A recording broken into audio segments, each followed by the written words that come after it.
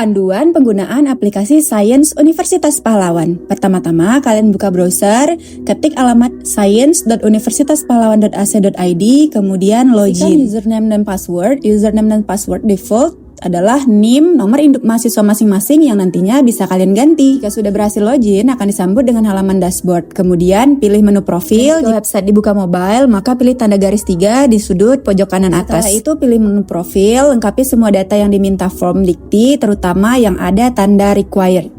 Lakukan konfirmasi untuk nomor WhatsApp, nomor telepon atau handphone, dan termasuk nomor orang tua atau keluarga yang bisa dihubungi. Dan perlu diingat ada 3 berkas pendukung wajib, yaitu kartu keluarga, ijazah terakhir, dan akta kelahiran. Atau bisa diganti dengan keterangan lahir yang ada keterangan nama orang tua. Wajib konfirmasi dan upload berkas yang diminta agar menu yang lainnya bisa terbuka. Nah, jika status sudah aktif, maka bisa ke menu akademik atau isi KRS. Silahkan perhatikan kursor pada layar dan diikuti ya. Nanti adik-adik Aruna tinggal pilih mata kuliah sesuai dengan kurikulum saya dan pilih sesuai semester dan kelas yang disajikan oleh prodi.